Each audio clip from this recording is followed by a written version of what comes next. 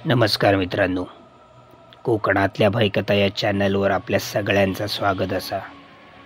तुम्ही जर आजच या चॅनलवर असाल तर चॅनल सबस्क्राईब करा आणि बेल आयकॉन दाबा. बेल आयकॉन दाबल्यावर खाली येणाऱ्या ऑल ऑप्शनला क्लिक करा, म्हणजे पुढच्या सगळ्या भयकथांचे नोटिफिकेशन तुमच्यापर्यंत पोहोचतील.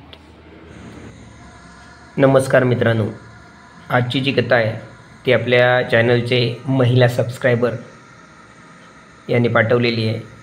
ती मी त्यांच्या शब्दामध्ये तुमच्यासमोर मांडणार आहे.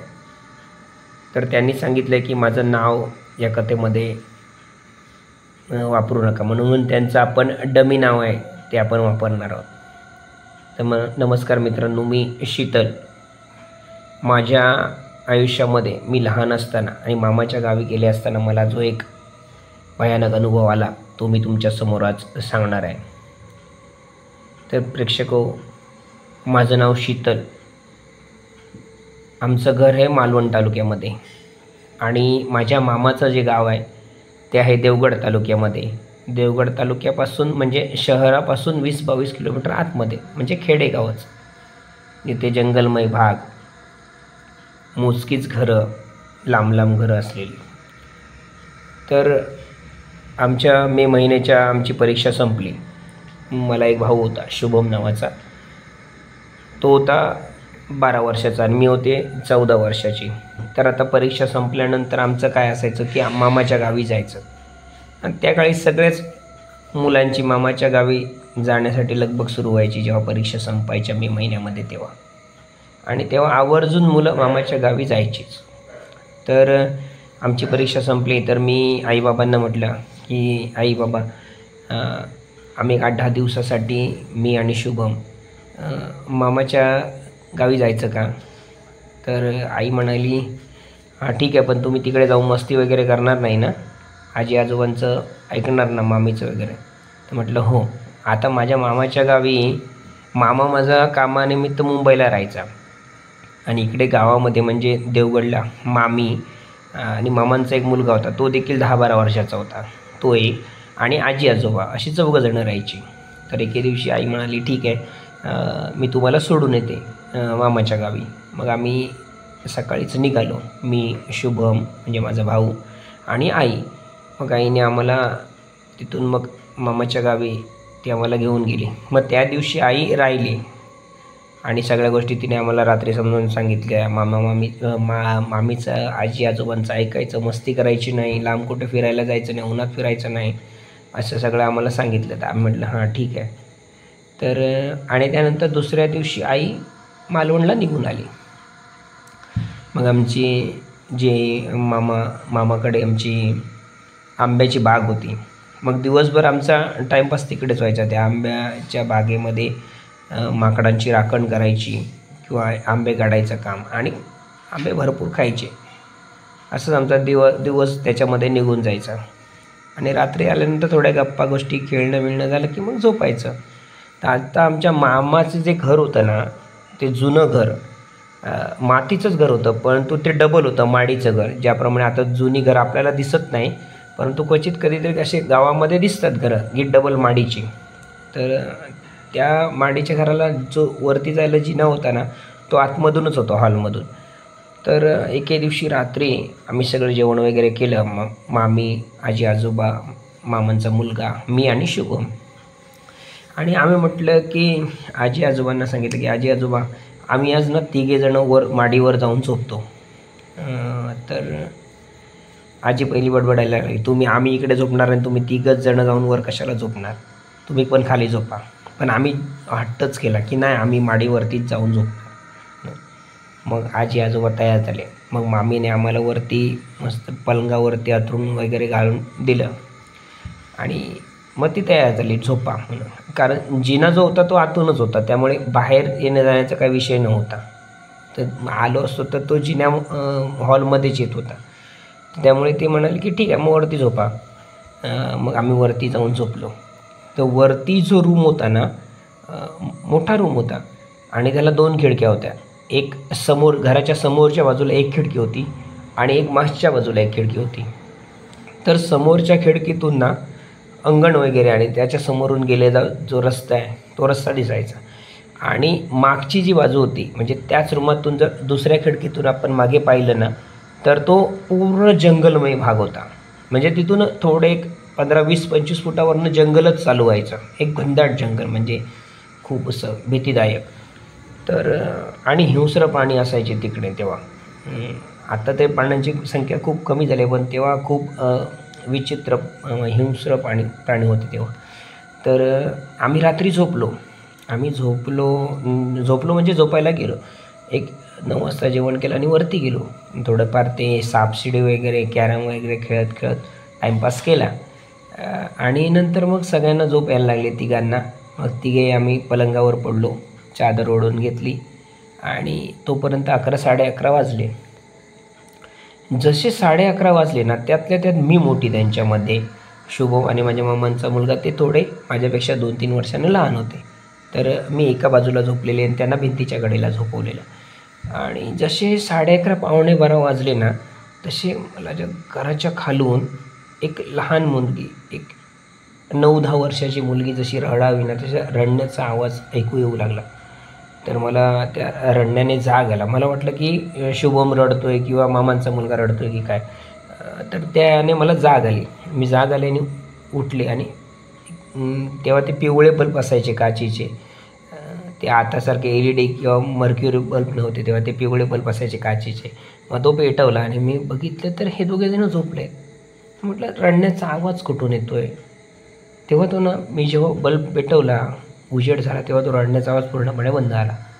नंतर मी परत अंथरुणावर पडले आणि तो जे बटन होतं ते हातालाच मिळायचं पलंगावरनं, ते बंद केलं आणि झोपले. तर पुन्हा त्या म्हणजे जी मागची बाजू होती घराची, जी मागची खिडकी होती तिथून जे जंगल सुरू व्हायचं ना तिकडच्या बाजूने तो आवाज येत असल्याचं मला पूर्ण जाणवलं. की आवाज हा मी त्या कानोसा घेतला त्या गोष्टीचा, तर तो मागच्या बाजूनेच मला रडण्याचा आवाज त्या लहान मुलीचा येऊ लागला. तर आत्ता काय झालं म्हटलं, आता मी उठलेच नाही. म्हटलं त्या दोघांना असं अंधारातच हात लावून बघितलं, हे दोघे शांत झोपले. मग मी पण अंगावरनं चादर घेतली आणि झोपले. मिनटा सकाळ झाली आणि आम्ही सगळे खाली आलो आणि तो दिवस पण आमच्या त्या रुटीनप्रमाणे निघून गेला. संध्याकाळी मात्र काळोख पडल्यानंतर मला ही गोष्ट आठवली की रात्री असं आपल्या बाबतीत घडलेलं म्हणून. तर मी आजोबांना जाऊन ही गोष्ट सांगितली. आजोबा बाहेर अंगणामध्ये बसले होते आणि पान खात होते आणि सुपारी बारीक करून ठेवायची त्यावेळी माणसानं, तसे ते सुपारी अडकीत त्याच्या साहाय्याने बारीक करत होते. तर मी आजोबांना बोलले, आजोबा म्हटलं रात्री असं आम्ही झोपलेलो वरच्या रूममध्ये ना, तेव्हा त्या मागच्या खिडकीच्या खालून आम्हाला एका मुलीचा रडण्याचा आवाज येऊ लागला. तर आजोबा थोडेसे म्हणजे चलबिचल दिसले मला की हे ऐकल्यानंतर, पण ते म्हणले काय नाही गो, कोण नाही, तू का भास झालो असतो असं म्हटल्याने आणि त्यांनी तो विषय टाळून दिला. त्यानंतर मी आजीला देखील नंतर जेवताना आम्ही सगळे जेवायला बसलो तेव्हा मी आजीला आणि मामीला पण सांगितलं की अशी अशी रात्री गोष्ट झाली. तर आजीने आणि मामीने एकमेकांकडे बघितलं आणि त्यांनी तोही विषय तसंच डावलून दिला की काही नाही, तुम्हाला भास झाला असेल, तुम्ही आता आज झोपू नका, तुम्ही आज खाली झोपा, आज वर तुम्ही जाऊन झोपू नका. तर आणि ते आम्हाला स्पष्ट काही सांगायला तयार नव्हते. तर माझा भाऊ आणि मामांचा मुलगा म्हणाला, नाही ना, आम्ही आज पण वरतीच झोपणार, काल आम्हाला चांगली झोप लागली, आम्ही वरतीच झोपणार, आम्ही खाली नाही झोपणार, आम्ही खेळणार पहिले आणि नंतर मग झोप आले की झोपणार. आता तेव्हा मोबाईल वगैरे एवढं काय अँड्रॉइड मोबाईलचं काय हे नव्हतं, फॅड नव्हतं. तर आजी म्हणाली ठीक आहे, पण आजीने आता ते नको जाऊ म्हणून सांगितलं तर आम्ही कारण विचारणार, का नको जाऊ ते सांगा वरती, म्हणून तिने पण काय विचारलं नाही. ती म्हणाली ठीक आहे म्हणून. आणि नंतर रात्री जेवल्यानंतर आम्ही पुन्हा 9 वाजता वरती माडीवरती गेलो आणि तो बल्ब पेटवला, पलंगावरती अंथरूण वगैरे व्यवस्थित केलं आणि पुन्हा तो सापशिडीचा गेम वगैरे, तो लुडो तेव्हा ते मिळायचे ना गेम, ते खेळत बसलो. आणि पुन्हा एकदा झोप यायला लागली 11:30 11:15च्या दरम्याने. तेव्हा हे दोघे म्हणायला लागले की ताई झोप येते, आम्ही झोपतो म्हणून. तर म्हटलं तुम्ही झोपा. आणि मी देखील झोपले, पण मला आज झोप येईना. ही काल घडलेली घटना तर आज घडणार नाही ना, असं तर माझ्या मनात सतत चक्र चालू झालं. तर म्हणता मग या घटनेत ह्या गडबडीमध्ये 12 वाजले आणि तो रातकिड्यांचा ती किरकिर वगैरे ती सगळी स्पष्ट आज ऐकू येऊ लागली होती. कारण थोडी मनामध्ये थोडीशी भीती निर्माण झाली होती. त्यामुळे ते रातकिड्यांचं ओरडणं वगैरे ते स्पष्ट माझ्या कानामध्ये ऐकायला येऊ लागलं. म्हणता म्हणता आज मला झोपच मात्र येईना त्या कालच्या त्या प्रसंगामुळे किंवा त्या घटनेमुळे. म्हणता म्हणता 12 वाजले आणि त्या जंगलातून मागून आता मे महिन्यामध्ये तो जो जी पानं पडतात झाडांची ना ती सुकतात आणि त्याच्यावरती पाय वगैरे ठेवलं ना की तो मग सरसर असा आवाज येतो. तर 12च्या दरम्यान असं झालं की त्या जंगलातून ना सरसर सरसर असा म्हणजे तो असं उंच डोंगर होता अशी वरती वाट गेलेली अशी. तर त्या वाटेने कोणतरी त्या सुकलेल्या पानांवरनं सरसर सरसर करीत खाली उतरते असं मला ऐकायला येऊ लागलं. कारण ते जंगल एक 20-25 फुटावरनं सुरू व्हायचं. पाठीमागचा जो भाग होता तो पुढची बाजू होती ती अंगण होतं आणि त्याच्या पुढे जो रहदारीचा रस्ता होता. तर मला ते स्पष्ट ऐकू येऊ लागलं की कोणतरी सरसर करीत त्या पानांवरनं पाय ठेवत उतरते म्हणून. तर मी सगळं ते ऐकते कानामध्ये. तर काही वेळाने ती सरसर सरसर जोरात आवाज येऊ लागला आणि नंतर अचानक तो बंद झाला. आता बंद झाल्यानंतर मी म्हटलं आता विचार केला की कुत्रा वगैरे कोणतरी असेल किंवा मांजर वगैरे तिकडे गेली असेल तर ती येत असेल. आता सुकलेल्या पानांचा आवाज होणार हो. तर असं झाल्यानंतर एक 15 मिनिटांनी मला त्या घराच्या मागच्या खिडकीतून खालून घराच्या त्या जंगलाच्या दिशेनं आवाज येऊ लागला, मी येऊ खेळायला, मी येऊ खेळायला, मी येऊ का खेळायला, असा आवाज येऊ लागला. आता मात्र मी जागी झाले. आता मात्र माझ्या डोक्यामध्ये एक वेगवेगळे विचार येऊ लागले. आता म्हटलं एवढी लहान मुलगी विचारते मी येऊ का खेळायला आणि एवढ्या रात्रीमध्ये कोण विचारणार आहे, असं माझ्या मनामध्ये सतत ते चक्र चालू झालं. परंतु मला ती बघण्याची डेअरिंग होईना. आता त्या दोन्ही खिडक्या होत्या ना त्यांना काळ्या काची लावलेल्या होत्या तेव्हा अशा झडपाच्या. तर मी आता बल्ब पेटवावा आणि उजेड करावा की हेच मला काही समजेना. तर मात्र तो स्पष्ट आवाज येत होता पुन्हा एक थोड्या वेळाने, मी येऊ का खेळायला, मी येऊ का खेळायला. आता मला समजेना हे झोपलेत, आता मी खाली जाऊ माडीवरनं की यांना इथे ठेवून जाऊ की ते मला काही समजेना. नंतर मग मी हळूहळू चालत डेअरिंग करून मन ठीक केलं आणि त्या मागच्या खिडकी उघडली नाही, परंतु त्या काळ्या काची होत्या त्या एकदम का डार्क काळ्या नव्हत्या, थोड्याशा ट्रान्सपरंट दिसत होतं. तर त्या खिडकी न उघडता त्या काचीतून बाहेर बघण्याचा प्रयत्न केला त्या जंगलाच्या दिशेने. तर पुन्हा त्या लहान मुलीचा हसताना मला जोरजोरात आवाज येऊ लागला. आता मात्र माझ्या अंगातून सरसरून घाम उतरला आणि ती मुलगी पुन्हा विचारू लागली, मी येऊ का खेळायला, मी येऊ का खेळायला. आता मी धावत आल्याने पलंगावर पडले आणि चादर डोक्यावरून ओढून घेतली आणि या दोघांवरती असा आडवा हात ठेवला आणि झोपते तर माझ्या काळजाची धडधड वाढली होती बऱ्यापैकी. आणि एवढ्या रात्री 12-12:30ला एवढी लहान मुलगी त्या जंगलातून आणि मागच्या साईडनं येणं शक्यच नाही. तर झालं, मी झोपण्याचा प्रयत्न करते पण मला झोप लागेना. तसंच एक 15-20 मिनिटांनी एक प्रकार असा झाला की जी समोरची बाजूची खिडकी होती ना तिकडून मला तो आता आवाज येऊ लागला त्या मुलीचा, मध्येच हसण्याचा.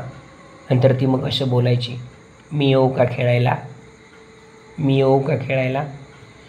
आत्ता मात्र ती त्या खिडकीपासून पलंग जवळ होता.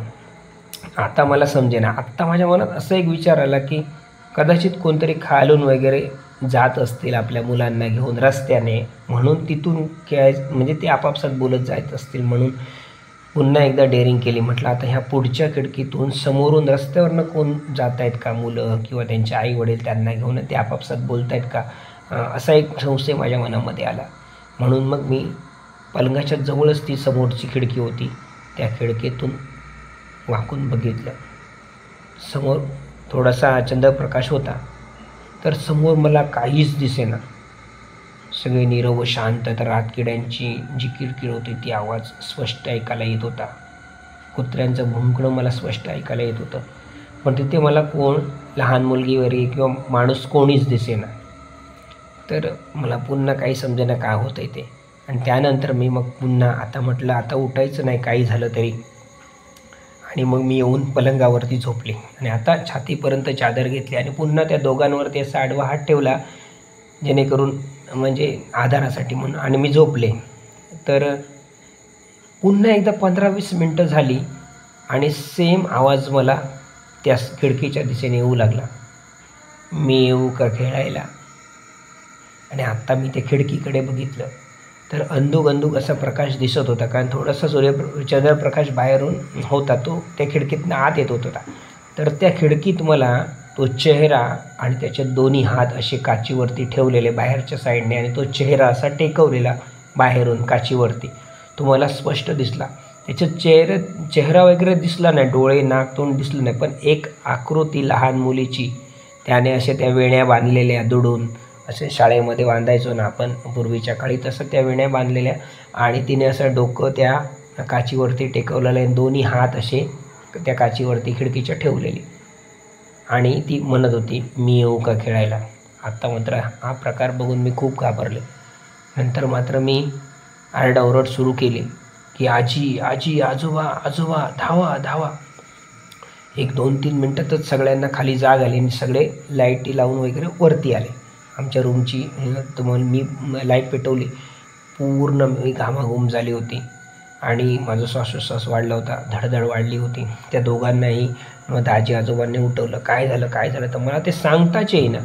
तर आजोबा म्हणे चला पहिले खाली चला खाली चला, आणि आम्हाला ते मग हॉलमध्ये घेऊन आले आणि वरती माडीचा दरवाजा लॉक केला, आणि मग मला पाणी वगैरे दिलं. आणि शीतल काय झालं काय झालं काय झालं, मला एक 10 मिनटं बोलायलाच शब्द तोंडातून फुटत नव्हते. त्यानंतर मग मी पाणी वगैरे पिलं आणि ते दोघे शुभम आणि मामाचा मुलगा तेही उठले, सगळीजणं आम्ही जागेच. आणि आजोबा मला विचारतात अगं काय झालं काय झालं. तर नंतर मी तो जो घडलेला प्रसंग आहे तो जसाच्या तसा त्यांना सांगितला की आजोबा म्हटलं असं असं झालं, परवाच्या दिवशी रात्री मला हसण्याचा आवाज आला, आज ती मुलगी मी येऊ का खेळायला, त्यानंतर ती ह्या खिडकीवरती आली आणि खिडकीतून पाहण्याचा प्रयत्न करत होती आतमध्ये. सगळं मी सांगितलं. आजोबा म्हणाले ठीक आहे सकाळ होऊ देत, नंतर काय ते बघूया. नंतर आम्ही सगळं, मला झोपच लागेना रात्री कशी काय तरी. आजीने डोक्यावरती तेल घातलं आणि डोकं तापटत थोडंसं, मग नंतर मला झोप लागली. सकाळी उठल्यानंतर मग आजोबा आणि आजीने आम्हाला तो काहीच सांगितलं नाही. ते म्हणाले की तुम्हाला वास झाला, तुम्ही आता उद्यापासून वरती झोपायचं नाही, तुम्ही इकडे झोपायचं आमच्याबरोबर. आणि नंतर मग त्यांनी तो आमच्या मनातून विषय काढून टाकला. पण जशी 7-8 वर्ष निघून गेली ना, जशी मी मोठी झाले, नंतर आम्ही मग 7-8 वर्षांनी आईसोबत पुन्हा एकदा मामाकडे गेलो. काही वर्षांनी म्हणजे 8-10 वर्ष त्याच्यामध्ये निघून गेली होती. तर त्या दिवशी ना मग मी गेल्यानंतर मला तो प्रसंग आठवला, जेव्हा लहान असताना हा घडलेला. तेव्हा आजी आजोबांचं पण वय बऱ्यापैकी झालेलं होतं. तर तेव्हा तर मी मोठी झाले होते आणि आता काय तशी काही घाबरण्यासारखी नव्हते. तर मी त्यावेळी आजोबांना ते आठवण केली प्रसंगाची की आजोबा मग त्यावेळी मी लहान असताना जो प्रसंग आमच्यासोबत घडला होता तो नक्की काय होता. म्हणजे 10 वर्ष आजी आजोबांनी त्या घटनेविषयी आम्हाला काही सांगितलं नाही की ती घटना का घडली, कशी घडली किंवा त्यामागे काय कारण होतं. मग त्यानंतर मात्र त्यांनी आम्हाला, मी मोठी झाल्यानंतर मग माझं तेव्हा वय होतं जवळजवळ 22-23 वर्ष, तेव्हा मला त्यांनी सांगितलं की त्या दिवशी जी घटना झाली तू सांगत होतीस ना, ती घटना अगदी खरी होती.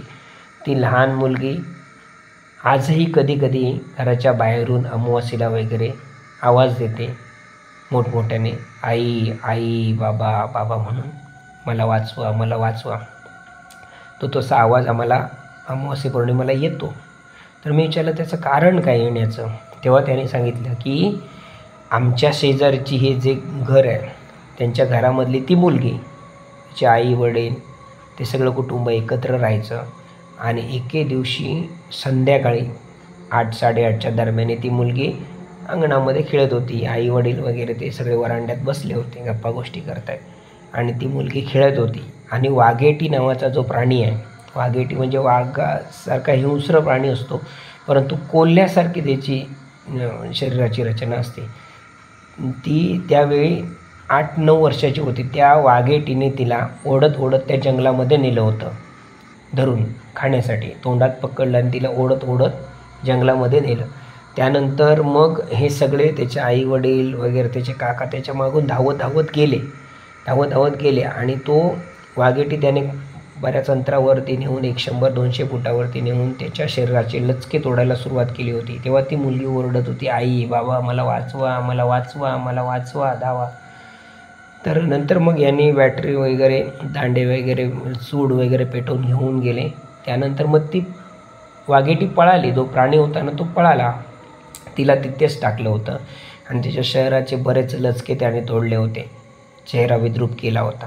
परंतु ती मुलगी काय अति रक्तस्राव झाल्यामुळे जगू शकली नाही आणि तिचा त्यातच मृत्यू गेला. आणि त्यानंतर मात्र अमावास्येनंतर ही घटना कधी कधी व्हायला, ती नेहमी नाही व्हायची, कधीतरी 2-4 महिन्यांनी असा प्रसंग यायचा की त्या अमावास्या पौर्णिमेला ती जोरात ओरडायची, आई बाबा मला वाचवा, मला वाचवा, किंवा ती मध्येच हसायची.